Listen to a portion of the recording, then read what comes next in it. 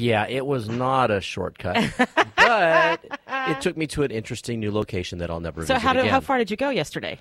About 3.5 miles. Oh, so it was for you. That's a short run. It was a short run, but yeah. Because you're not 100%. I'm not 100%, but I feel like I've got to get out there and get moving, and that's important to me. So I'll probably run a little bit again today, and just short runs to start with, and then eventually I'll start pushing the miles again. What's your next big race? That's a good question. I've got a couple that are kind of in my sights. I'm thinking about doing the Hollywood Half.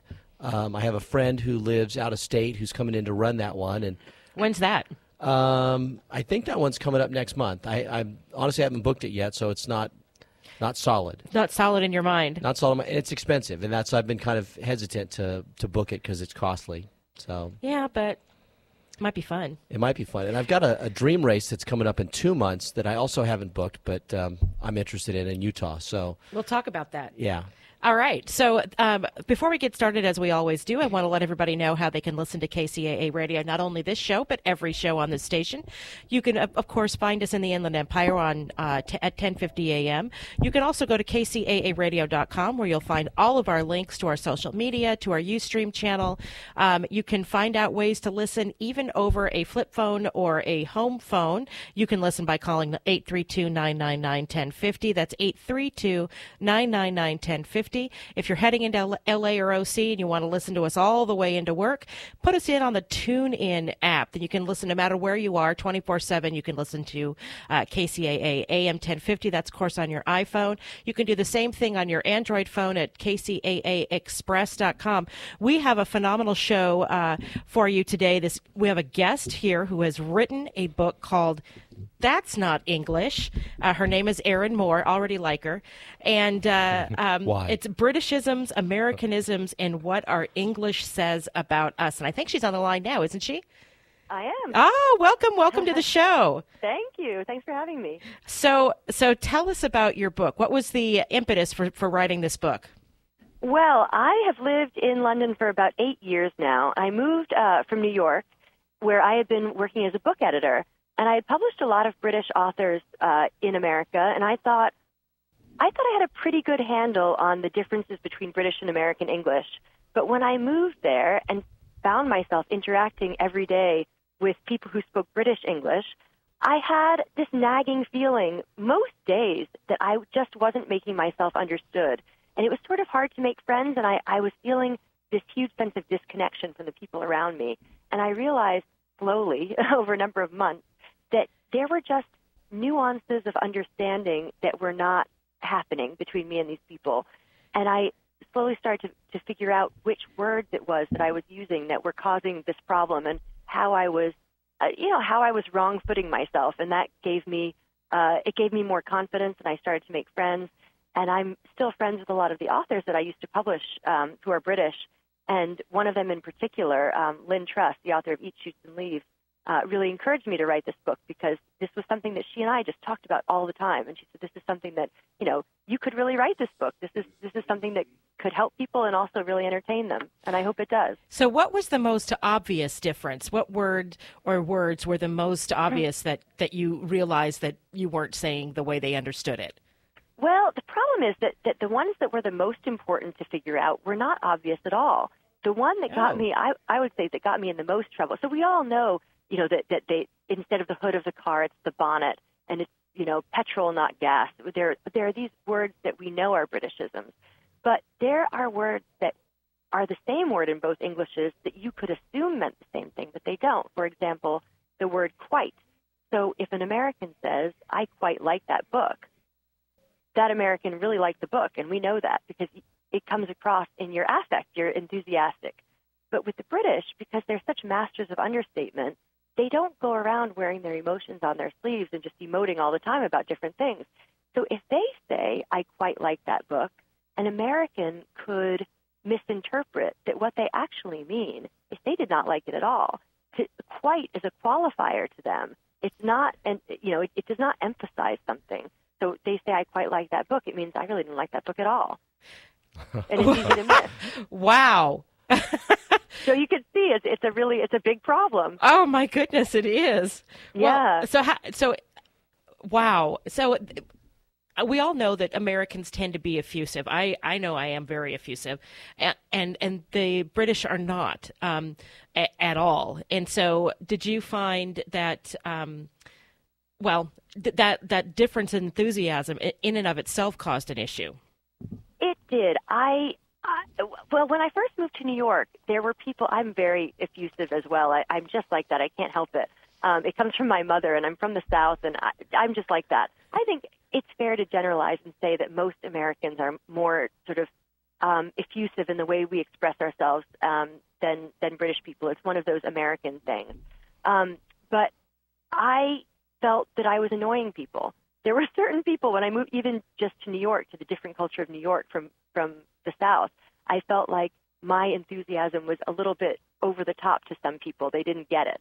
But when I moved to England, that just intensified. There were people that I felt were, didn't like me because I was like that, because it was sort of exhausting to them.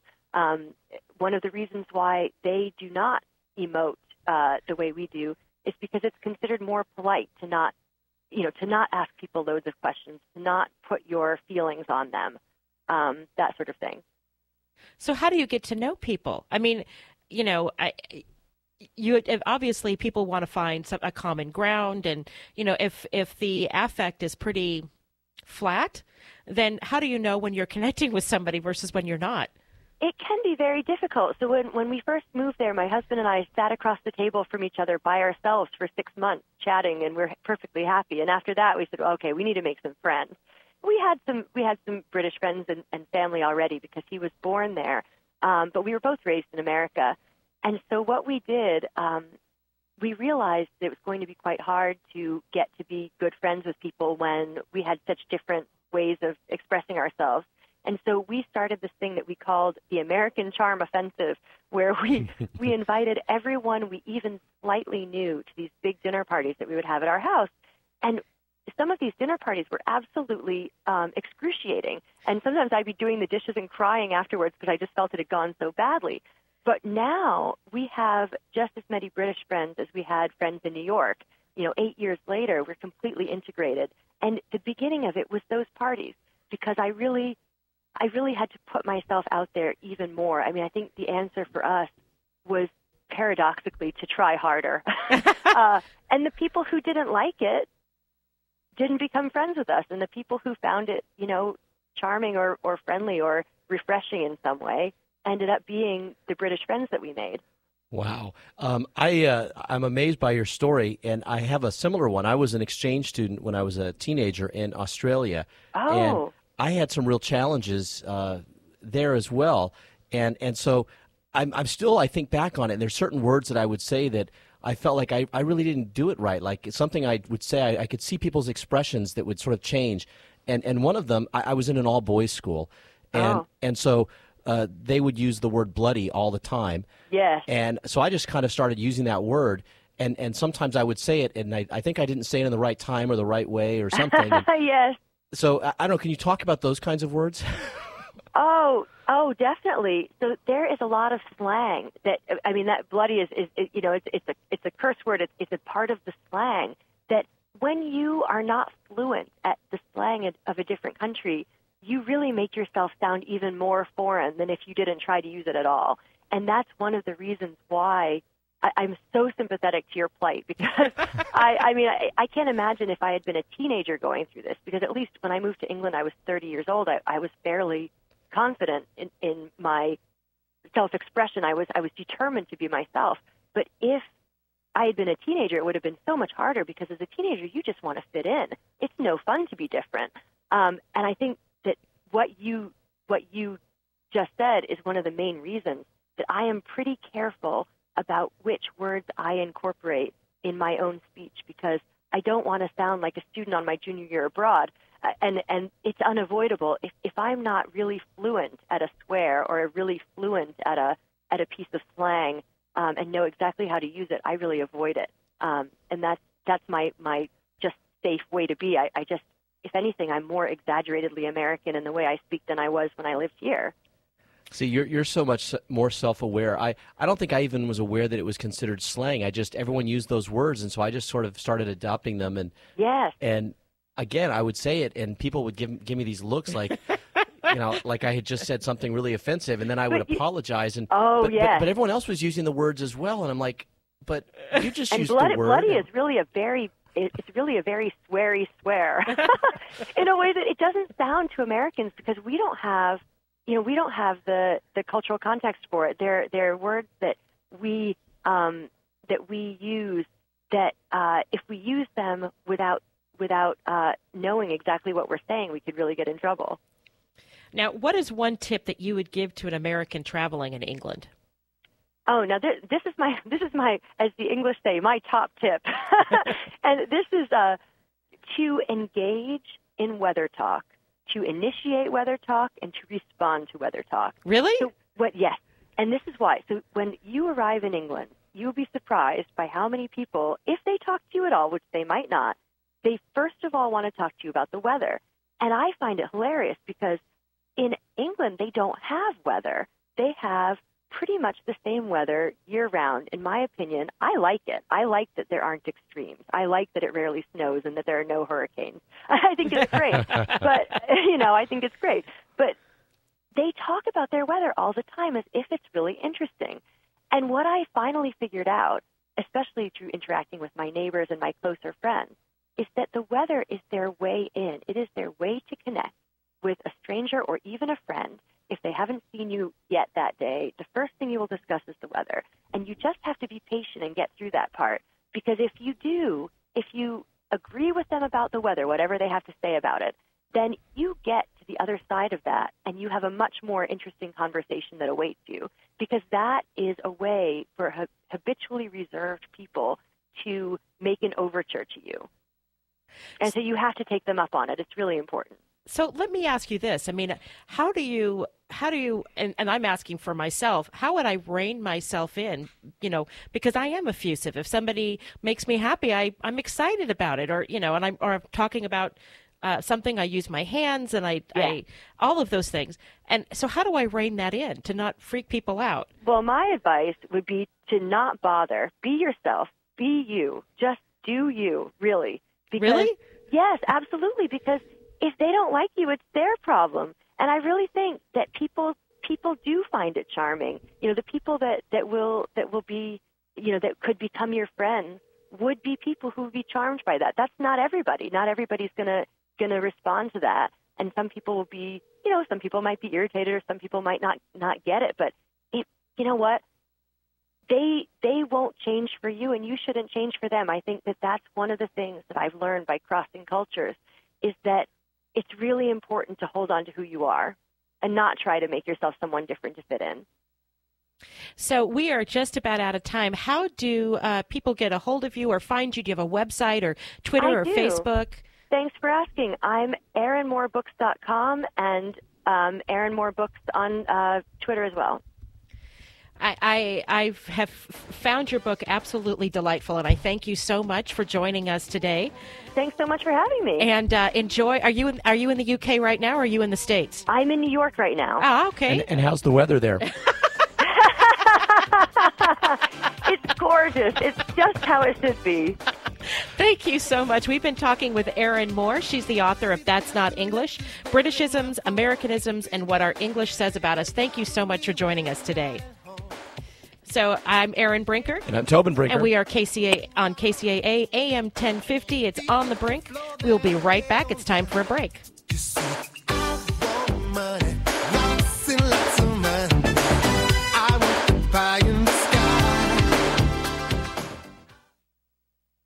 This is KCAA. It's the Onion Radio News. A really fun toy has been banned after killing 3 stupid kids. This is Doyle Redland reporting. The Whizco Toy Company of Montclair, New Jersey, has voluntarily recalled 245,000 Aqua Assault Robo-Fighters after 3 dumb kids managed to kill themselves playing with the popular toy and ruining the fun for everyone else. Whizco President Alvin Cassidy. These 3 retards came along and somehow found a way to get themselves killed. So now we have to do a full recall and halt production on what was a really awesome toy.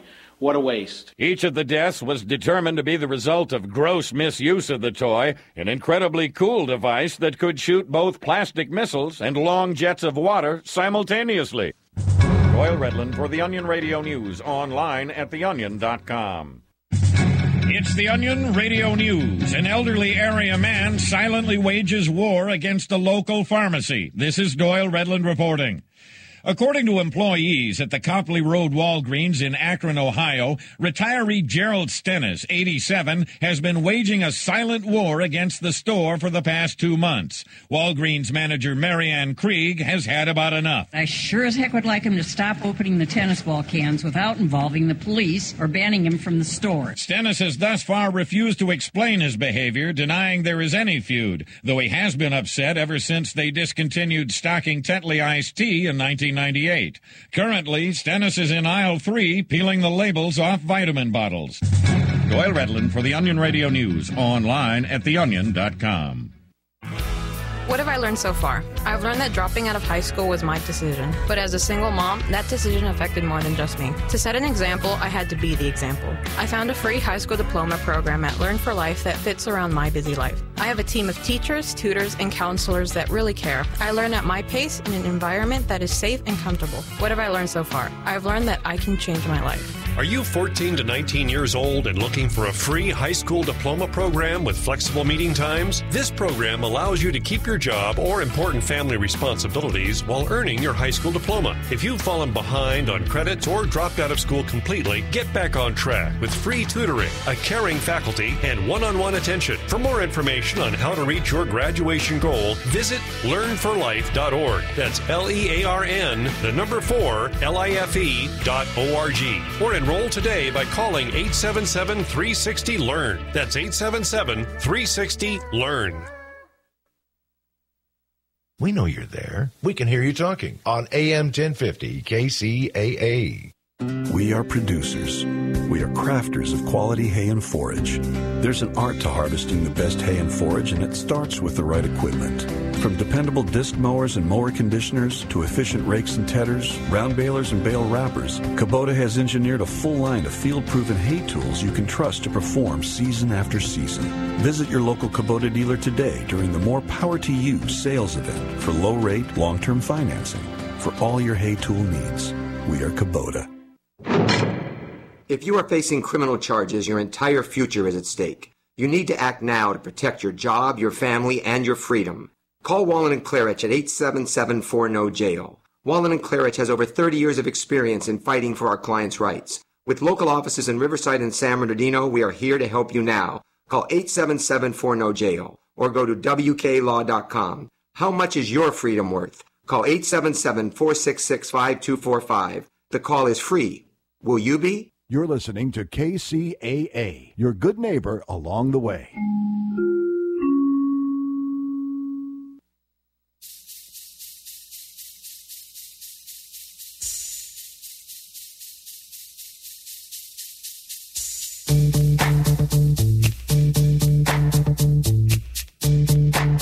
Yo, VIP, let's kick it. Ice, ice, baby. Welcome back. This is Aaron Brinker. This is old school Tobin Brinker. Ice, baby, love it. Why not, huh? That's fantastic. Gotta wake you up this morning, you know. So this is KCAA AM 1050, and there's a story that's really warmed my heart. Actually, you can throw the dumb jock stereotype right out the window when it comes to John Urschel. He's brilliant. The Baltimore Ravens offensive lineman has penned a paper titled, and I'm going to make sure I get this right, a cascadic multi-grid algorithm for computing the fielder vector of graph Laplacians. It's published in the Journal of Computational Mathematics per Bloomberg, and he also has a bachelor's and a master's degree in math, both achieved with a 4.0 GPA. And he does research in his spare time in the fields of numerical linear algebra, multi-grid methods, spectral graph theory, and machine learning, and has aspirations of eventually being a titled chess player one day. Wow. Yeah. Not just big muscles, but a big brain. This guy's brilliant. He really, really is. Our son, who is a computer science major with a math minor, was so excited when he found out about this guy. Yep. Because, he's this jock and he's, out there in the public eye and talking about his math, and he's excited about it. He also likes to play football because you think he'd be worried about a brain injury, right? But the man likes to hit people, yes, and so he can do that on the football field. Not like he's not violent, as in like he would hit a random person, but he does like playing football. Yep. Well, it's interesting. I mean, we have these stereotypes about what does a nerd look like, right? Skinny guy sitting at a computer with glasses. Hey, wait a minute! I resemble that remark over here. Yeah. Nerd is a compliment as far as I'm concerned. In our house, it is definitely a compliment in our house. It's the end thing. Come on. Yeah. That's right. But the idea though that some big muscly guy just has to be dumb is crazy. And I love. I look at my experience with high school football. I didn't play, but a lot of my friends did, and I follow high school football fanatically from my alma mater, Colton High. Yes, he does. And they have a wonderful program at Colton High, and many years now, when it comes time for the honor roll, honor society, you see these football players walking across the stage. Colton High has a reputation, a very proud reputation, of having scholar athletes, and oftentimes some of the top scholars in the school. And part of the reason they get good scholarships isn't just because they're good on the football field; it's because they're really good in the classroom too. And right. I love that the coach, goes and looks for smart athletes and encourages that and makes it a part of the culture. And so when I see it at the pro level, that you have a guy this brilliant. Wow, I mean, what a message that sends to all these young would-be football players, right? Yes, I love it. I love it too. I that was just heartwarming, and I'm excited that we had that story to tell today. And you know what? It just dawned on me. I didn't say hi to our wonderful board op today. Good morning, Joe. Hey, good morning. Hey, it's Joe.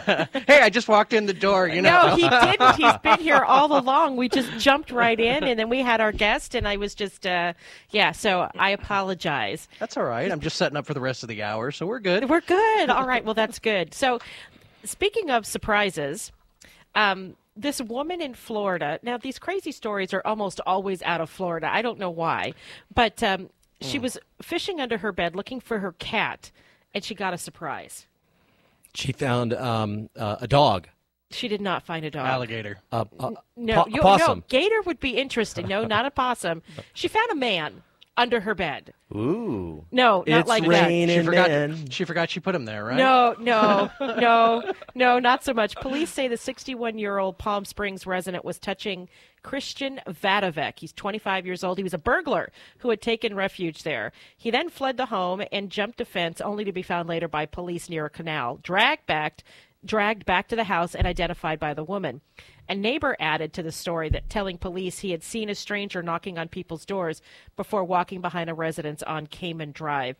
He allegedly stole a digital camera, a gold ankle bracelet, and now faces charges of resisting arrest, grand theft, and burglary, and he's being held on $53,000 bail. Wow. That has got to be the creepiest feeling for someone. I mean, you think you're going to find your cat under the bed, right? And you reach under and you feel like a man's face or leg. I don't know what part of she grabbed, but to feel a human being. You couldn't help but scream. Yeah. Oh, yeah. I mean, yeah. So, and then of course you think the worst. He's in, and there's something, especially because it was in the bedroom, to your bed, that you think that's the rapist? Is he a intimate place in your house besides maybe the bathroom? Does it say how long he'd been there? No, it doesn't. Wow. It doesn't. Just that he was there. Isn't that creepy? That is, yeah. Really, really, really creepy. So everyone check under your beds right now. Yeah. Get up, look under there. This is why I have a dog. Dogs make noise. You They can know do. where dogs are. Cats, not so much. Cats do what they want. Whatever. Go in there. Get me some food while you're in the kitchen. Yeah, dogs are. Now, we have two big dogs in our yard, and I do feel safer with having two big dogs. Yeah. So we have time for one more quick story before a break. Apparently, if you've been bitten by a snake, a possum could save you. So it's interesting that you said possum, Tobin. Oh, yes. I love the possum. It's an aphrodisiac. Ew. No, it's not. Just looking at it makes you feel like, you know, They all look like tingly. giant rats with the weirdest tails. And they're really slow and lumbering, and they hiss. But they're so cute. They're really not. They carry their little Cute and babies on their cuddly, huh? back. Okay, that's cute. So for 75 years, researchers have known that possums aren't fazed by poisonous snakes that can kill humans with a single strike. For about 25 years, they've known that a serum protein is responsible for that immunity. Now scientists have harnessed that protein and hope to have some of the 20,000 people who die from snake bites each year, hope to help them. Gizmodo is reporting this. Experts have synthetically manufactured a peptide, a chain of amino acids from the possum protein known as the lethal toxin neutralizing factor that has neutralized bites on mice from diamondback rattlesnakes and the Russell's viper of Pakistan. It appears that the venom protein may bind to the peptide, rendering it no longer toxic. That's cool. Wow. Wonder. I hope they do I hope they do good testing on this. I'm not sure I want them injecting this stuff inside you and then finding out later it's binding other stuff that it shouldn't be.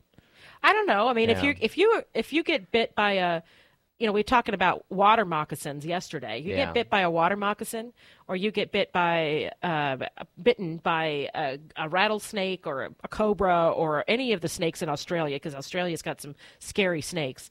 You're not going to care. You're going to want that possum peptide. The possum peptide. I like that. The possum peptide. As long as they don't end up like getting like a possum snout and like a possum tail. I after know. They, Make you start hiss to at everybody. Morph into possum. Possum Yeah. Man. I see a new superhero coming out. Possum Man. Oh my gosh, that's absolutely He's possum. awesome possum. Impervious to poison. Gosh. What's your superpower? Poison doesn't affect me. Yeah, that's a superhero you'd find on Mystery Men. Possum power. Oh boy. Well, it's 6:35 a.m. It's time for another break. I'm Aaron Brinker. I'm Tobin Brinker. We got Joe Flores in the booth. We'll be right back here on KCAA AM 1050. DJing good music today. That's right. You sure are.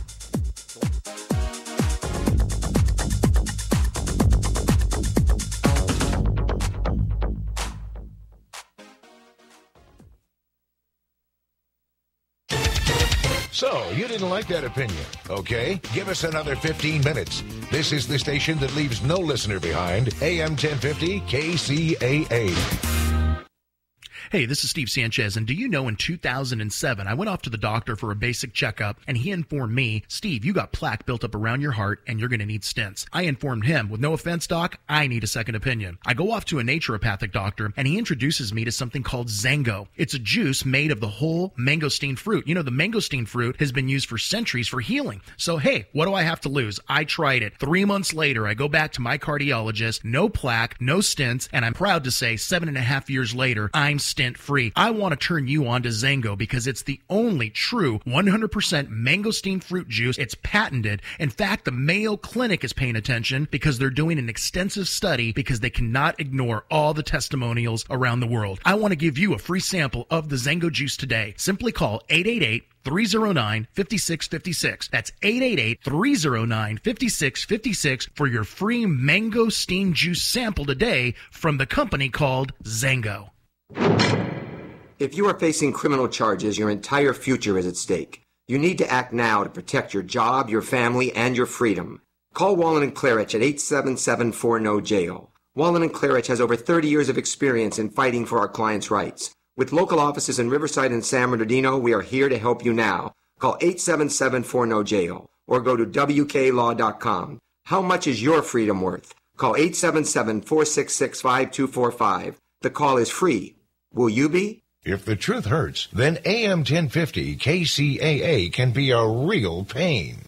Here's a look at the community calendar. I'm Di Rice. The Riverside Spring Extravaganza will be held Saturday, March 28th from 10 a.m. till 1 p.m. The egg hunt is free and will begin at 10 promptly. The event will also include train rides, a petting zoo, and pictures with the Easter Bunny. The Riverside Spring Extravaganza will take place at Ryan Bonaminio Park in Riverside. For more information, go to www.riversideca.gov/park_rec. Also, Sunday, March 29th, the City of Redlands will present the 6th Downtown Redlands Art Walk from noon until 6. The event will feature a street painting festival with local businesses in historic downtown Redlands.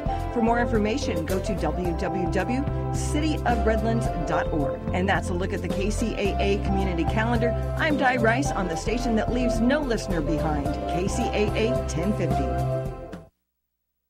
If you're like most, your trust in traditional financial advice has taken a big hit in the last few years. So when it comes to your money, investment, and retirement planning, where do you turn now? Who do you listen to? Join us for Smart Money Talk Radio, Mondays from 3 to 4 p.m. for the refreshing, straightforward money and investment strategies of Jim and Lorraine Conaway. With over 44 years of combined experience, the Conaways are here to educate you on how to be smart with your money. Securities offered through J.P. Turner & Company, LLC. Member SIPC.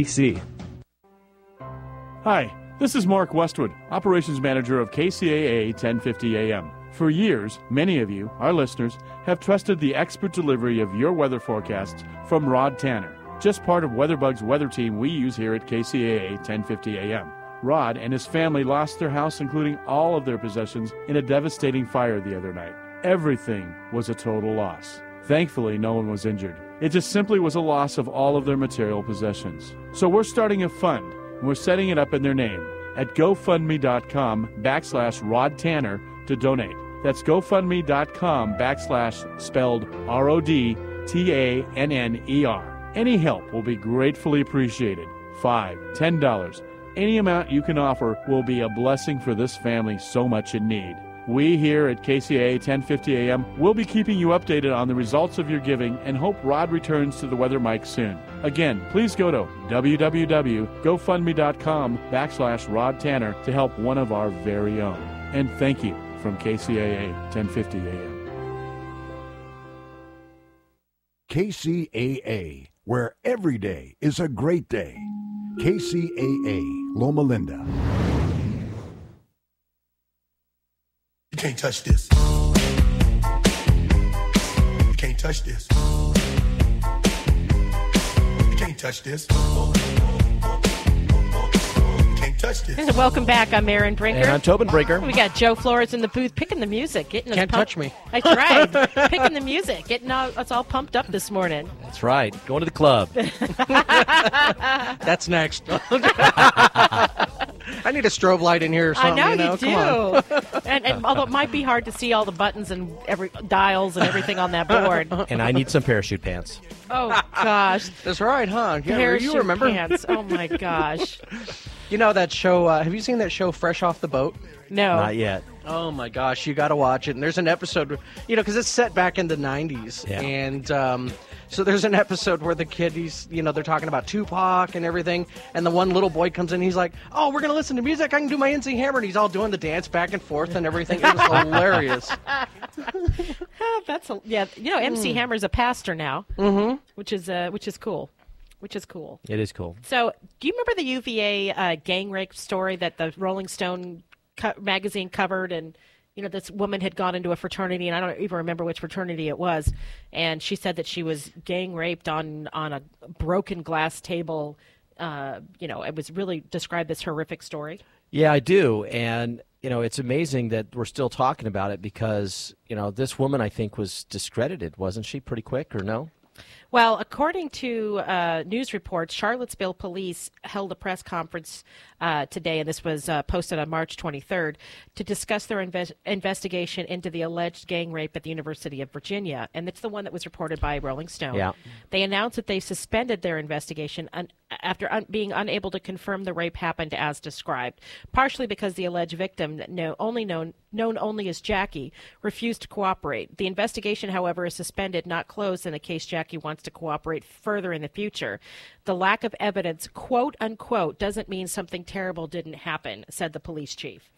Okay, so this is the same kind of rhetoric we actually got from Rolling Stone, right? Yes. Was that even though their story completely fell apart fairly quickly, as other people sort of stood up and started questioning some of the facts of the story, they said, well, it doesn't really matter because it speaks to a broader truth about bad things that do happen. And it's like, wait a minute here. What do you mean? Yeah, and so they basically fabricated a story as a way to sort of highlight the fact that bad things happen to people, and yet the people that were directly impacted by this, the people who were directly implicated, are smeared. They are. Their lives are tainted now. They suspended, if I remember correctly, they suspended all Greek life on the UVA campus. So They did? fraternities and sororities for something that they can't prove ever happened. There's no evidence, zero evidence that this happened. Yeah.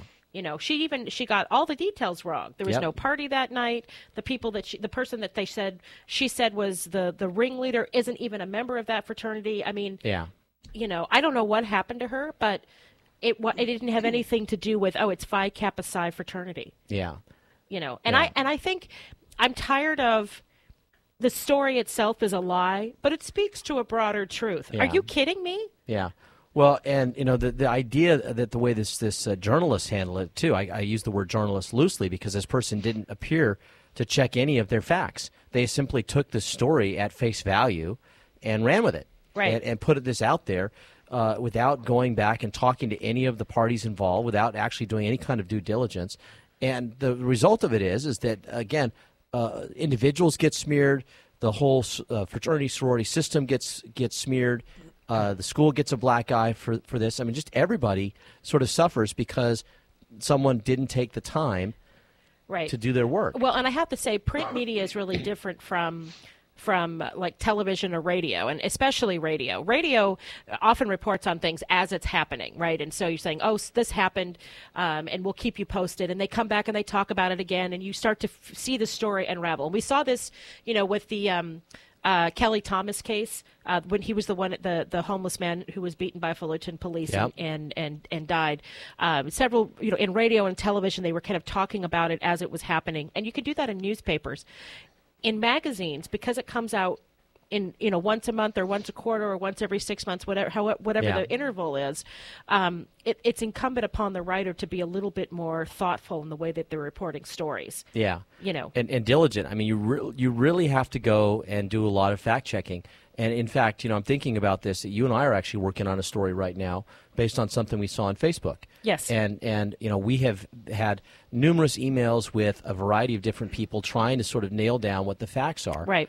And updating on social media as it's happening, you know, what we're doing. But we did talk about the story on Facebook. We haven't talked about it here on the air yet. Yeah. But we have talked about it on Facebook, and I don't want to give away too much. Yeah, but you know, you and I, because it's the two of us working together, I mean, there's been some discussions about how comfortable we are with going forward with certain facts, because until we have things verified. Right. You know, I mean, this is what you do.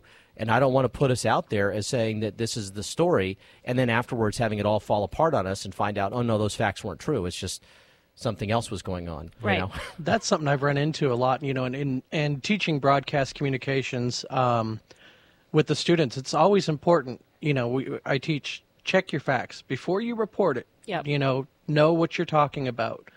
It just drives me crazy when I'm watching they on air, breaking news, and we speculate this is what's happening. Well, there's the wrong word right there, but it doesn't matter how you try to polish it, you're just making stuff up, and that's just what it is. But the thing about it is, I as long as I'm kind of the opinion, and maybe it's just me, if a reporter, and you see this, especially like car chases and things that are happening like right now, right?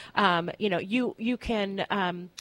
You talk about what that's right in front of you, and I'll use the example. I was on the air, so the old morning show format was on. We were on the air when the Sandy Hook stuff was breaking, and we were talking about it to the best of our knowledge. Obviously, people were interested. We wanted to talk about it, but we kept saying there's not enough information yet. This is what we think, and so you're reporting as it's happening, with the caveat that we'll give you information as it becomes available to us. Yeah, a perfect example, too, a reporter's not checking their facts or not really thinking, they're just trying to push the information out there, was that Asiatic Airlines incident up in San Francisco.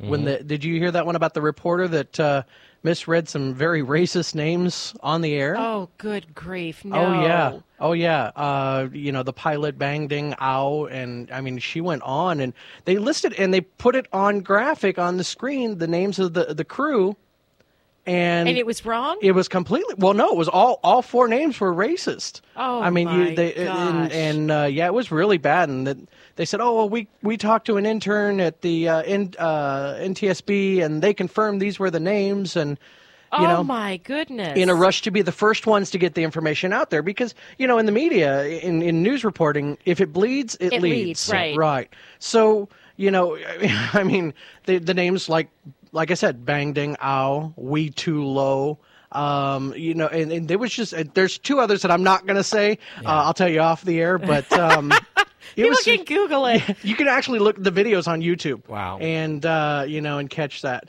And even, you know, even live reporters, you know, you talked about a little bit, it's a little bit laid back for like an entertainment reporter on the news. Did you hear that? Did you see or hear that whole ordeal? I believe it was a few months back with Samuel L. Jackson and Sam Rubin on KTLA. No. Oh, wait. Where He called him Lawrence Fishburne. Yeah, if I he remember called him the correctly. wrong. It's like, I'm really, the other dude? They black don't look guy. anything Really? alike at all. Yeah, exactly. So, you know, again, it's just like, you got to pay attention to what you're doing because you have a responsibility in the news and the media, you know, an ethical responsibility to report facts. And we've gotten away from that because of social media. You know, everybody starts a hashtag, and of course, all the reporters, again, trying to get the bigger dollar and get the news story out, just read off the hashtags. Oh, well, this must be a fact because somebody said it. Right. Yeah, and that's just it. They're chasing the rumor, and they're willing to, and as it gets spread from one person to the next, and you may be looking at the 3rd or 4th source down the line, you know, getting it 3rd or 4th hand, and they want to put that out there as if they know something, and they never traced it back to the actual source and questioned it, you know, and now it's out there, and you can't unring that bell, unfortunately, sometimes, and so people's lives get, you know, ruined. I mean, they get smeared, and they never get their reputation back because people just assume it's true. It's really sad. And you see that a lot, you know, and we're all teachers. I mean, you see that a lot in our industry. You know, a student can say, you know, he touched me or she touched, you know, this happened, and you're guilty, and you'll never be proven innocent. Right. That's unfortunately the way it goes. It's true. You know, one of my favorite teachers back in high school, you know, he was favorite teacher every year in the yearbook. And all of a sudden one girl said, oh, yeah, I had to have sex with him so I could get an A in the class. He lost everything. His wife left him. I mean, it was all over. He was arrested. I mean, he was, you know, like I said, the favorite teacher on campus, and he had been there. He was just probably within 5 years of his retirement. Oh, my goodness. And destroyed it all, you know, and he ended up going home and committing suicide. And then the girl came out and said, no, I made it up. Oh, my gosh. So, you know, they don't understand the my consequences gosh. of their actions. Wow. You know, and it carries on, you know, on all walks of life. And in a case like that, you'd hope that there would have been some sort of charges or something against this young lady. I'm sorry. You know, that's... You ruined his life. Yeah. Took everything from him. His wife, like I said, his wife left him everything. Wow. You know, once he posted bail, he went home and committed suicide. Horrible. Well, we have to take another break. It's 6:51. It'll be a short break. I'm Erin Brinker. I'm Tobin Brinker. And we got Joe Flores in the booth. And we'll be right back here on KCAA AM 1050.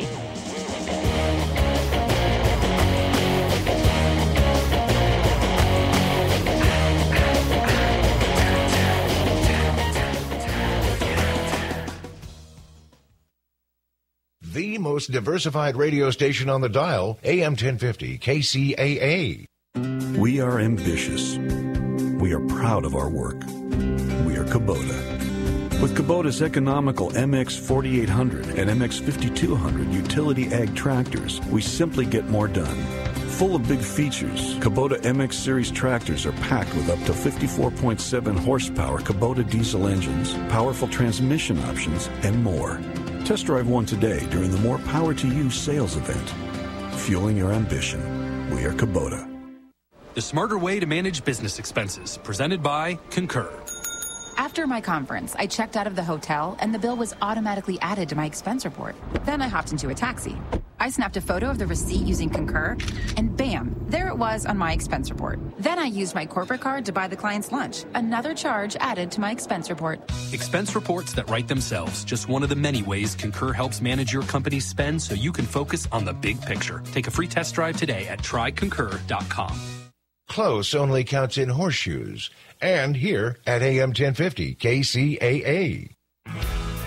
What have I learned so far? I've learned that there is no one path right for everyone. I've learned that without my high school diploma, I can only do so much. My options were limited. I found a free personalized learning program with Learn for Life that has a flexible schedule so I could keep my job while earning my high school diploma. I found new career training opportunities that would jumpstart my future. What have I learned so far? I've learned that I can change my life.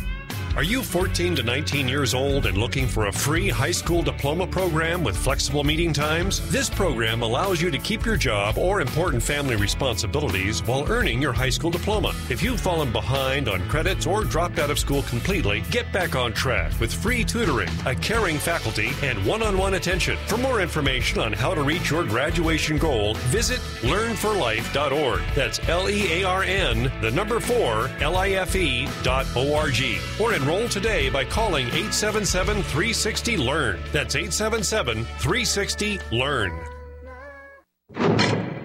If you are facing criminal charges, your entire future is at stake. You need to act now to protect your job, your family, and your freedom.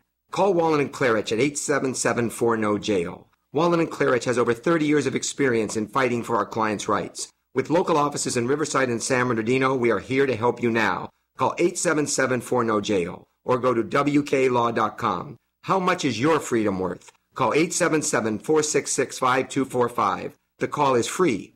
Will you be?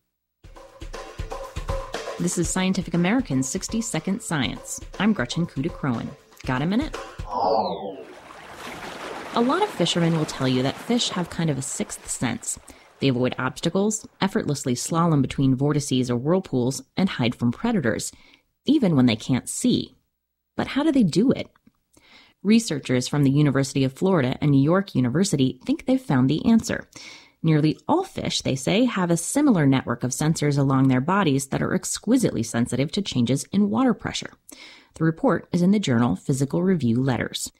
For the study, the researchers made a plastic rainbow trout with an accurate configuration of flow sensors on its body. Known as the lateral line, these sensors apparently act like a hydrodynamic antenna, picking up signals about the flow of water around them. They put the fake fish in water and simulated important real-life situations. For example, a bigger fish swimming nearby that might want to turn the trout into sushi. The researchers noted that the natural setup of the fish's sensors includes a higher density of them on the parts of the body subject to the greatest pressure changes.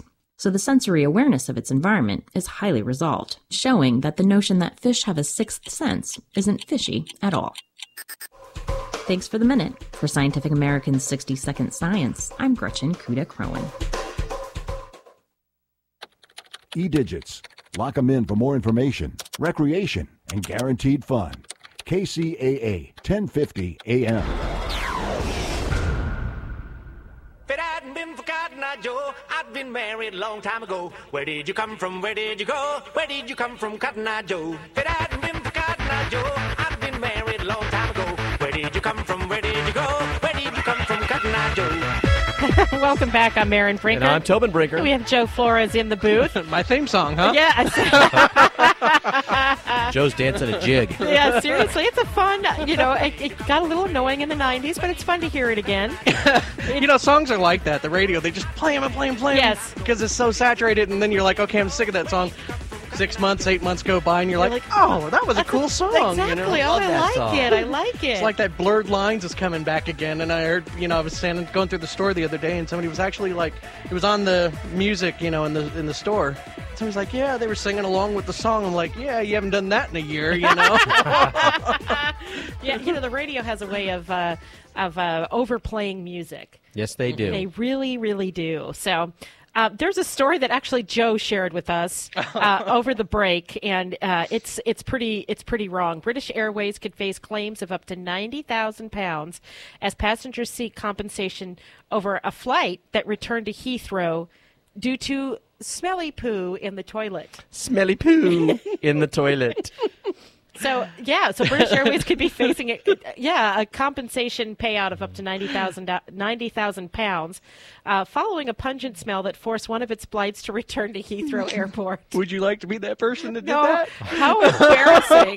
So, and you're figuring, You're figuring how embarrassing would that be? He probably had some stomach distress, I'm guessing, some discomfort, and he's already feeling bad, and now he's feeling really bad. It took a 747 down. One claimant who is going to be who's suing is Hertzmeer's counselor Abhishek Sakdev, who was traveling to Dubai with his pregnant wife and their 2-year-old daughter. He was one that tweeted out about that. Speaking to Mail One, he says he's actually a Tory counselor, so that's he's an elected official. We had booked a night flight to allow my 2.5-year-old daughter to sleep. Initially, we were told the delay would be 3 hours.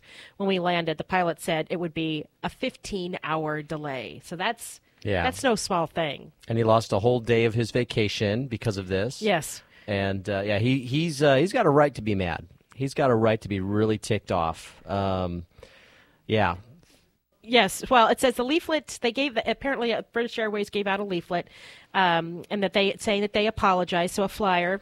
We had our Britishisms, our story here earlier today, our book, talking to the author. At the baggage collection area, they were told by some British Airways staff to queue for information. After 15 minutes in that queue, we were told there was no need to do so and were given a flyer. What do they have, a roll of these flyers at the queue? Sorry, I couldn't resist that. So I'm thinking before he can even have the conversation about the smell coming from the bathroom, he has to say, "So, how's the weather?" And they've got to have that whole conversation before they can get to, talking about the smell coming from the bathroom. Sorry, I broke your plane. I mean, did they label him as a terrorist? I guess you think about the things that send a plane back. Yeah, I mean, not much. Not much. It's a terrorist, not this Tory counselor, somebody else.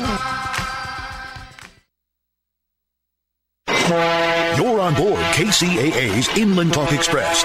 KCAA, Loma Linda, 1050 a.m.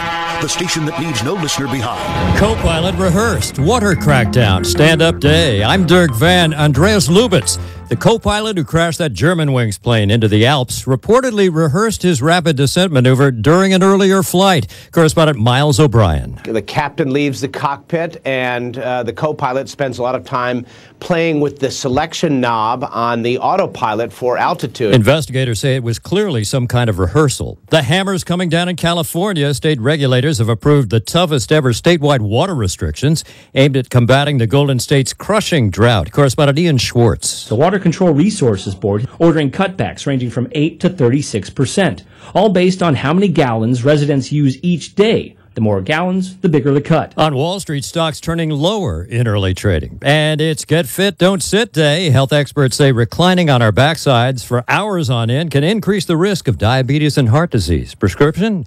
Stand up. I'm Dirk Van. O'Reilly. Restore lost fuel economy and eliminate rough idle with Lucas Fuel Injector Cleaner. Right now at O'Reilly Auto Parts, buy 2 bottles of Lucas Fuel Injector Cleaner and get 1 free. Clean clogged injectors and increase fuel efficiency with Lucas Fuel Injector Cleaner. Buy 2, get 1 free at O'Reilly Auto Parts. Better parts, better prices every day. Limits apply. See store for details. O'Reilly Auto Parts. Guys, when you buy your clothes at DXL, you look good. But you feel like a rock star. So if you want to look and feel like a... You'll find all the brands you love, waist size 38 and up, all in one awesome store. DXL, you're looking good. Right now, select dress shirts are just $49.50 each when you buy 2 or more. And good morning, 7:02, Mark Westwood, taking you through the 7 o'clock hour here, taking a look at weather. As you're out and about, you can see low clouds, fog this morning, partly cloudy, some mist here and there depending where you are. Up in Yucaipa, the windshield's getting a little bit misty and wet, a little teary-eyed. And tonight, partly cloudy continues, then mostly cloudy with a slight chance of showers overnight, measurable precipitation about 20%. Going to continue that way. Actually, through Friday, we got the old June gloom starting early this year. Currently, it's 60 degrees at KCAA. As we take a look at traffic in the Cajon Pass, stop and go, stop and go. That's the name of the tune out there every day. I-15 northbound between Kenwood Avenue and Cleghorn Road. Sorry to make light of that. Just continued observation there. Corona, stop and go traffic 91 westbound between McKinley Street and Green River Road. We really do feel you for you if you have to go through the Cajon Pass these days with all that construction. Chino, stop and go traffic 60 westbound between Ramona Avenue and the 57 Orange Freeway. The 10 West is slow in pockets from Euclid to Reservoir, and the 210 West is slow in pockets from Mountain to Foothill. This weather and traffic report brought to you on KCAA by the Metropolitan Water District of Southern California. As we all know, the drought is serious, but everything you do to save water really adds up. Visit BeWaterWise.com. That's BeWaterWise.com to learn how you can save water from the Metropolitan Water District of Southern California and KCAA. He doesn't mess around. And he doesn't take sides. And he looks good doing it. It's the all-new Jason Stapleton program at jasonstapleton.com every weekday at 5 p.m. right here on KCAA 1050 AM. KCAA invites you to listen to professional money manager Bill Gunderson every weekday morning from 7 to 8 a.m. Bill Gunderson is a highly respected money manager. He's a regular contributor to MarketWatch, TheStreet.com, and Town Hall Finance. Gunderson has appeared many times on the Fox News Channel, the Fox Business Network, and CNBC. You can hear Bill Gunderson's daily insight into the market